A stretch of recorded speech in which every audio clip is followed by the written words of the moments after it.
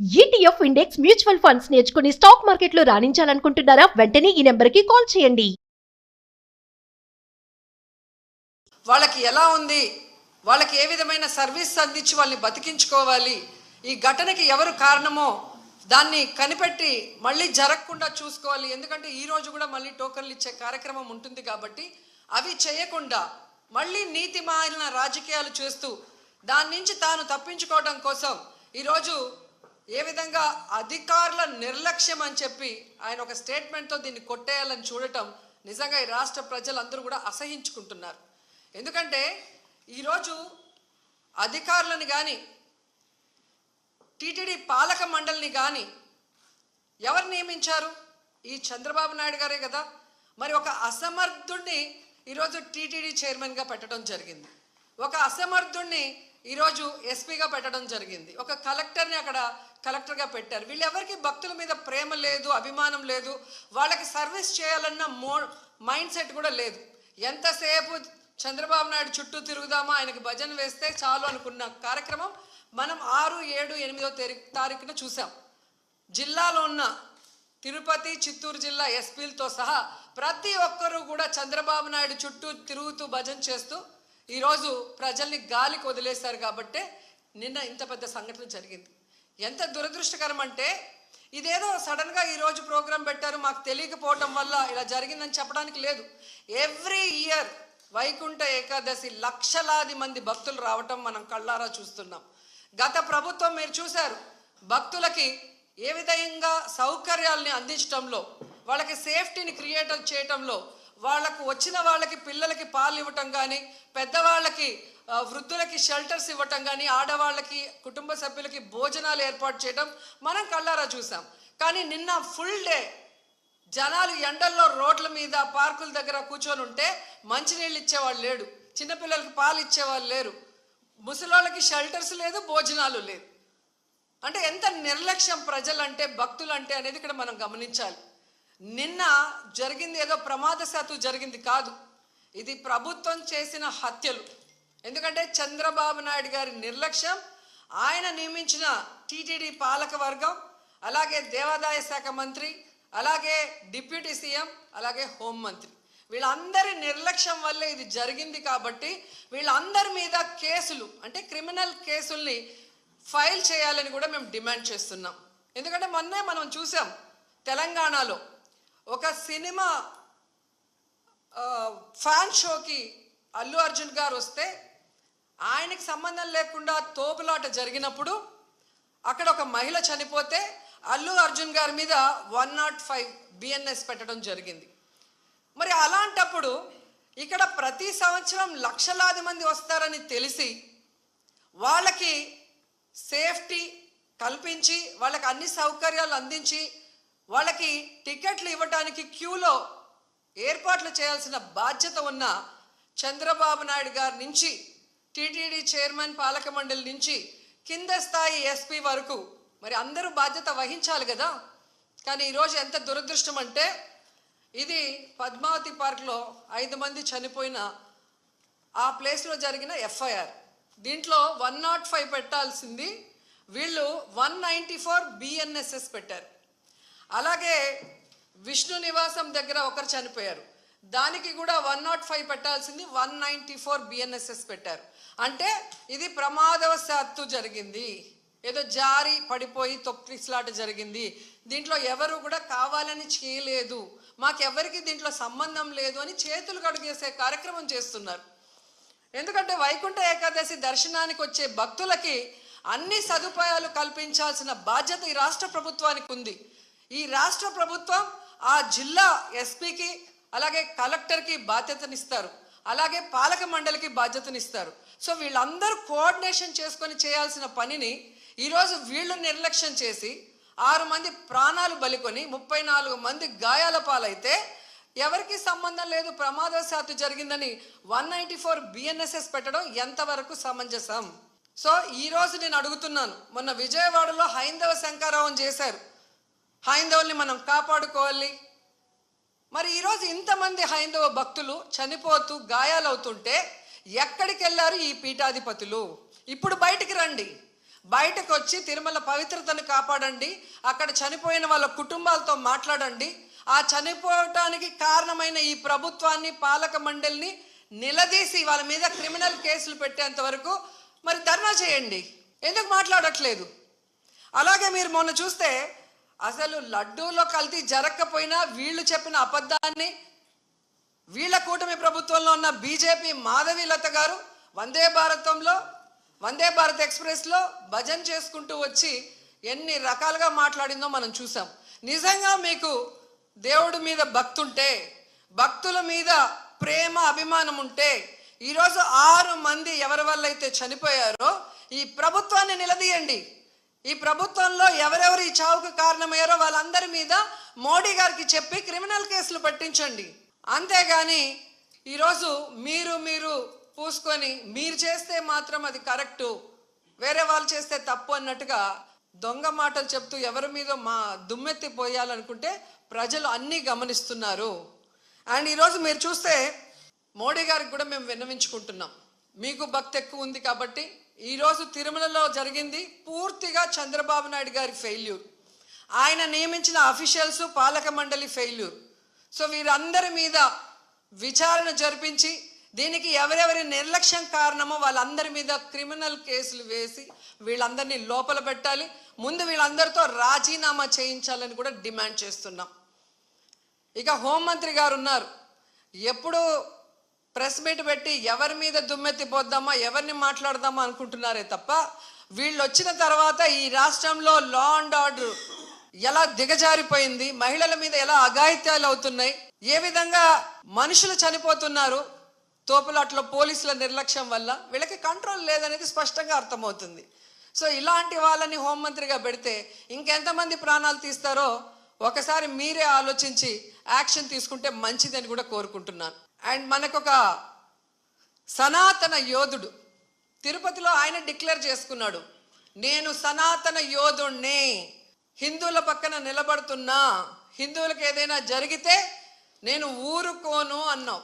అదే తిరుపతిలో ఈరోజు 6 మందిని మీ కూటమి ప్రభుత్వం చంపేసింది. దీనికి మీరు ఏం ప్రాయశ్చిత్తం చేస్తారు? చంద్రబాబు నాయుడుతో రాజీనామా చేయిస్తారా?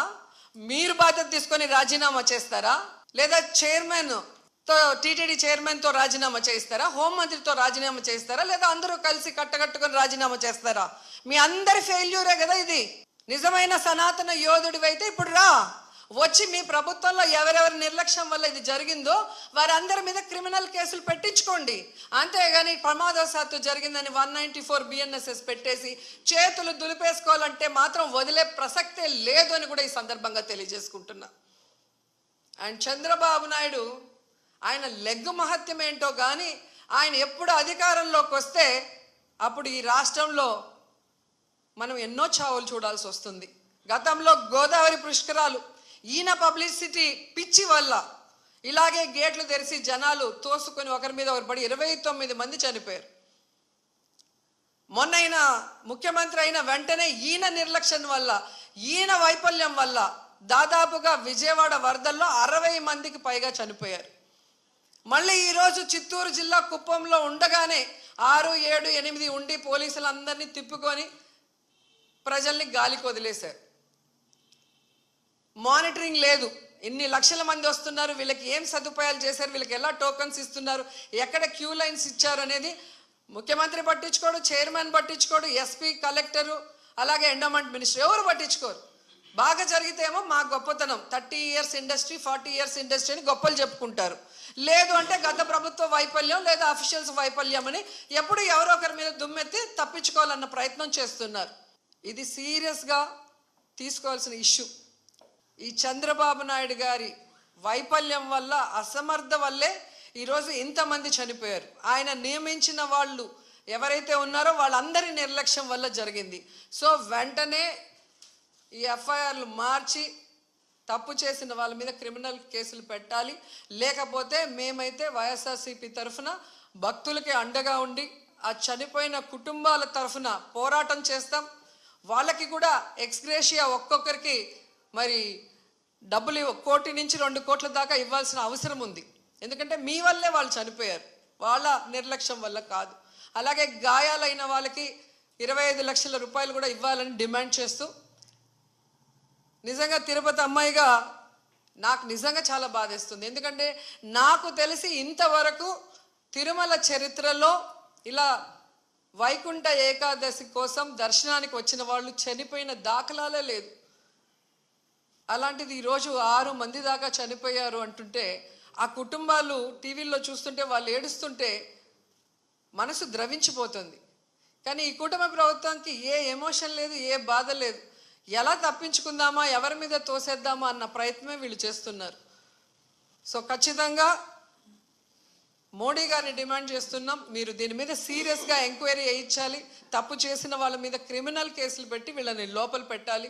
అలాగే హైందవ శంకరావం చేసిన ఈ మఠాధిపతులందరికీ చేతులెత్తి నమస్కరిస్తున్నా, ఇప్పుడు బయటకు రండి.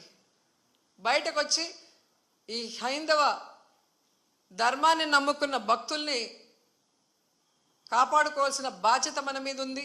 అలాగే తిరుమల పవిత్రత కాపాడాల్సిన బాధ్యత మన మీద ఉంది. అలాగే భక్తుల చావుకు కారణమైన వాళ్ళని శిక్షించే విధంగా మనం పోరాడాల్సిన అవసరం కూడా ఈరోజు ఉంది. కాబట్టి మీరందరూ బయటికి రావాలి, మాట్లాడాలని కూడా కోరుకుంటున్నాను.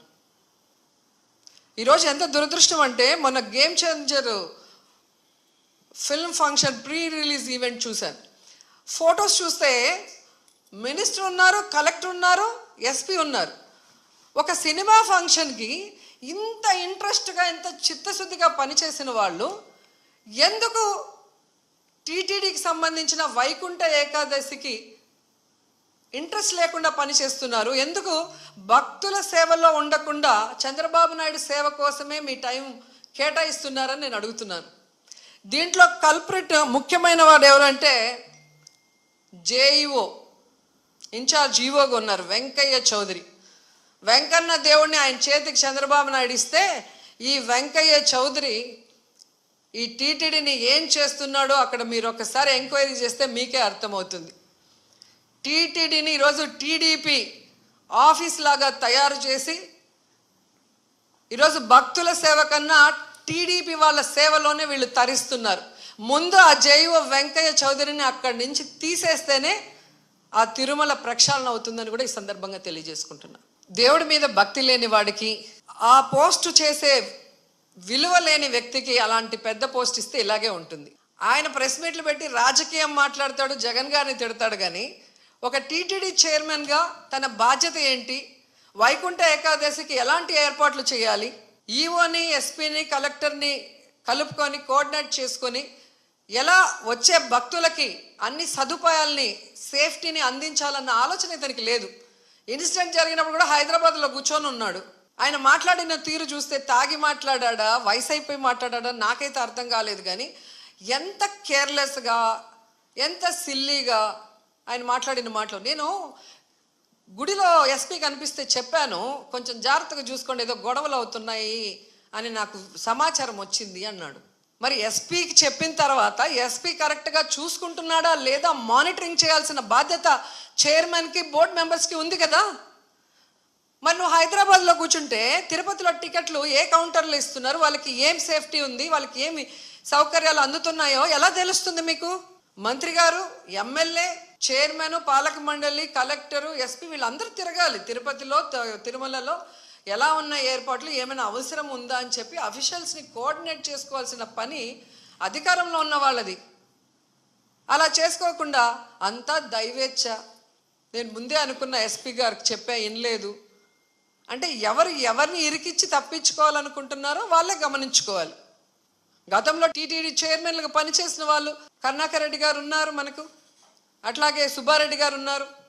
ఎంత చక్కగా భక్తుల సేవలో వచ్చిన వాళ్ళకి అన్ని సౌకర్యాలు అందించి అందరూ కూడా దర్శనం చేసుకొని తరించే విధంగా ఎలా ఏర్పాట్లు చేశామో 5 ఏళ్ల కాలంలో భక్తులను అడగండి. వచ్చిన ఫస్ట్ ఇయరే మీరు ఈ విధంగా చేస్తే నెక్స్ట్ ఎలా వస్తారు భక్తులు? భయపడిపోరా? అంటే తిరుమలకి ఎవ్వరు రాకూడదు అన్నట్టుగా అప్పుడేమో ఏదో కల్తీ జరిగిందని అబద్ధపు ప్రచారం చేసి సుప్రీంకోర్టుతో అక్షింతలు వేయించుకున్నారు. ఇప్పుడు నిర్లక్ష్యంతో 6 మందిని చంపేసి అమ్మో కొండకెళ్తే ఏమన్నా అవుతుంది అన్నట్టుగా ఇప్పుడు తయారు చేశారు. అంటే తిరుమల పవిత్రతను దెబ్బతీయటానికి కంకణం కట్టుకున్నట్టుంది కూటమి ప్రభుత్వం. అది చంద్రబాబు నాయుడు గారు చెప్పాల్సిన విషయం. ఎందుకంటే సొంత జిల్లాలో ఇంత పెద్ద ఇష్యూ జరిగింది. బిఆర్ నాయుడు చిత్తూరు జిల్లాకు చెందినవాడే. మరి జిల్లాలో తిరుమల పవిత్రత గురించి తెలుసు, ఎన్ని లక్షల మంది వస్తారు వైకుంఠ ఏకాదశికి ఇద్దరికీ తెలుసు. వాటికి ఎలా ఏర్పాట్లు చేయాలో చంద్రబాబు నాయుడుకి తెలుసు, బిఆర్ నాయుడుకి తెలియనప్పుడు చెప్పి చేయించుకోవాల్సిన బాధ్యత ముఖ్యమంత్రికి ఉంది. అలా చేయడం చేత కాని వాడికి చైర్మన్ పదవి ఇవ్వకూడదు. ఏ లాలూచితో ఇచ్చారో వాళ్ళు చెప్పాలి. ఎవరిచ్చారు రిపోర్టు? ఏ ఆఫీసర్ ఇచ్చాడు చెప్పండి. మరి డిఎస్పీ ఎవరిని అడిగి తీశాడు? ఆయన ఓన్గా ఆయన తీయడు కదా. మరి ఎవరు ఆయనకి ఇన్ఫర్మేషన్ ఇచ్చాడు తిమ్మని చెప్పి? అది కనుక్కోవాలి కదా. ఎవడో ఒకటి మీద. ఇప్పుడు చంద్రబాబు నాయుడు అఫీషియల్స్ అంటాడు, అఫీషియల్స్ ఏమో డిఎస్పీని, అంటే ఎవరిని బలి చేద్దామా అన్నారు. కానీ కానిస్టేబుల్ మీద ఇలా డిఎస్పీతో ఆగినారు. వినేదానికి కూడా నమ్మకంగా ఉండాలి కదా. ఒక అబద్ధం చెప్పినా మీకు బిఆర్ నాయుడు నేను ఎస్పీకి చెప్పాను, నాకు గొడవలు అవుతాయని ఇన్ఫర్మేషన్ ఉంది, జాగ్రత్తగా చూసుకోండి అని నేను చెప్పాను అని ఆయన చెప్తున్నాడు. మరి అది ఎక్కడ ఎవరు ఫెయిల్యూరు? ఎస్పీ ఫెయిల్యూరే కదా. మరి ఎస్పీ మీద ఇవ్వకుండా డిఎస్పీ మీద ఎందుకు ఇచ్చారు? అంటే అబద్ధాలు ఎవరికి నచ్చినట్టు వాళ్ళు ప్రెస్ వాళ్ళు రాగానే తెలియక చెప్పేశారు, దాంట్లో వాళ్ళే ఇరుక్కుపోతున్నారు. ఇది ఎవ్రీ ఇయర్ జరిగేదే కదండి. ఇప్పుడు కోవిడ్ లాగా ఏదో సడన్గా వచ్చింది, అది ఎలా ఉంటుందో తెలీదు, మేము చేయలేకపోయినామంటే అర్థం ఉంది. అలాంటి సమయంలో కూడా జగన్మోహన్ రెడ్డి గారు వయసులో చిన్నవాడైనా ఇండియాలోనే బెస్ట్గా ఈరోజు ప్రజల్ని కాపాడుకోవడానికి, వాళ్ళకి వైద్యాన్ని అందించడానికి, వాళ్ళకి టెస్టింగ్లు చేసి, వాళ్ళకి కోవిడ్ సెంటర్లు ఏర్పాటు చేసి, వాళ్ళకి నాణ్యమైన ఫుడ్ పెట్టి, మళ్ళీ వాళ్ళు బయటికి వెళ్ళి పని చేసుకోలేరని 1000 రూపాయలు ఇచ్చి, బియ్యము కూరగాయలు అన్నీ ఇచ్చి ఎలా కాపాడుకున్నారు? కోవిడ్ గురించి తెలియనప్పుడే ఆయన అంత చేస్తే నీకు ఎవ్రీ ఇయర్ జరిగేది కదా. ఇది ఎన్ని లక్షల మంది వస్తారో తెలుసు కదా. తెలిసినప్పుడు ఏర్పాట్లు చేసుకోవాల్సిన బాధ్యత మీకుంది, దానికి మాట్లాడుకోవాల్సిన బాధ్యత మీకుంది. అవన్నీ వదిలేసి ఎవడో ఒకటి మీద వేస్తే ఒకడికి సంబంధించింది కాదు కదా. ఇది లక్షలాది మంది భక్తులకు సంబంధించింది.